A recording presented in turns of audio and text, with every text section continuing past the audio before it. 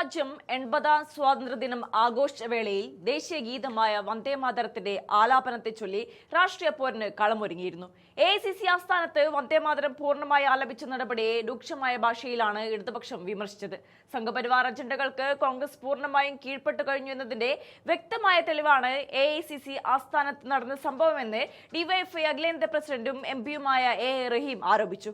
ഗാന്ധിജിയുടെ ആശയങ്ങളെ മറന്ന് സവർക്കറുടെ രാഷ്ട്രീയത്തിൽ അഭയം പ്രാപിക്കുന്ന കോൺഗ്രസിന്റെ രാഷ്ട്രീയ ശൂന്യതയാണ് ഇതിലൂടെ പുറത്തു വരുന്നതെന്നും അദ്ദേഹം പറഞ്ഞു. കേരളം ഒഴികെയുള്ള കോൺഗ്രസ് ഭരിക്കുന്ന 3 സംസ്ഥാനങ്ങളിലും വന്ദേമാതരം പൂർണ്ണമായി ആലപിച്ചപ്പോൾ കേരളത്തിൽ അത് സംഭവിക്കാതിരുന്നത് ഇവിടെ ഇടതുപക്ഷം ശക്തമായി നിലകൊള്ളുന്നത് കൊണ്ടാണെന്ന് റഹീം പറയുകയുണ്ടായി. ഇടതുപക്ഷം ശക്തമല്ലായിരുന്നെങ്കിൽ കേരളത്തിലെ കോൺഗ്രസും ഇതേ വഴി തിരിയുമായിരുന്നുവെന്നും അദ്ദേഹം കൂട്ടിച്ചേർത്തു. സംസ്ഥാന സർക്കാരിന്റെ ഔദ്യോഗിക സ്വാതന്ത്ര്യദിനാഘോഷത്തിൽ സെൻട്രൽ സ്റ്റേഡിയത്തിൽ മുഖ്യമന്ത്രി VD സതീശൻ പതാക ഉയർത്തിയപ്പോൾ ദേശീയഗാനമായ ജനഗണമന മാത്രമാണ് ആലപിച്ചത്. എന്നാൽ റഹീമിന്റെ അവകാശവാദങ്ങളെ തികഞ്ഞ പരിഹാസത്തോടെയാണ് ആരോഗ്യവകുപ്പ് മന്ത്രി K മുരളീധരൻ നേരിട്ടത്.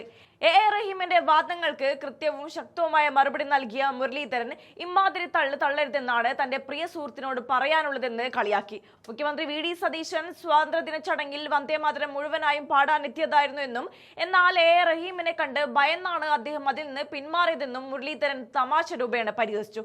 റഹീമിന്റെ വാദം വെറും രാഷ്ട്രീയ തള്ളു മാത്രമാണെന്ന് മുരളീധരൻ വ്യക്തമാക്കുകയുണ്ടായി. അല്ലെങ്കിലും കോൺഗ്രസിനെയും അതേ തരത്തും പഠിപ്പിക്കാൻ CPM വളർന്നിട്ടില്ല.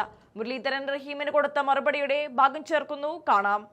മലബാർ ഭാഷയിൽ പറഞ്ഞ ഇമ്മാരി തള്ളരുതെന്ന് മാത്രമേ എൻ്റെ പ്രിയ സുഹൃത്തിനോട് എനിക്ക് പറയാനുള്ളൂ. VD സതീശൻ ഇന്നലെ വന്ദേമാതരം പൂർണ്ണമായിട്ട് ചൊല്ലാൻ വന്നു. റഹീം ആ സീറ്റിലിരിക്കുന്നുണ്ടപ്പോൾ അത് മടക്കി പോക്കറ്റിൽ വെച്ചു എന്നാണ് പറഞ്ഞതിൻ്റെ അർത്ഥം.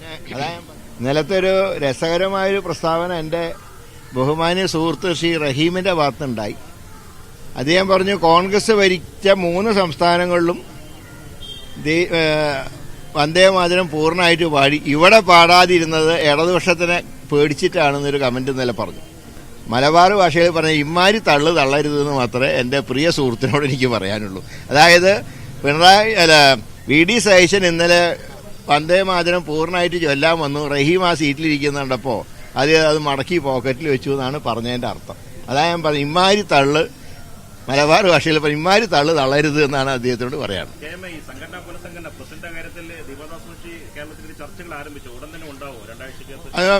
രണ്ടാഴ്ച എന്ന് പറയാൻ കഴിയില്ല. എന്തായാലും ഉടൻ തന്നെ പുനഃസംഘടനാ കാര്യങ്ങൾ ഉണ്ടാവും.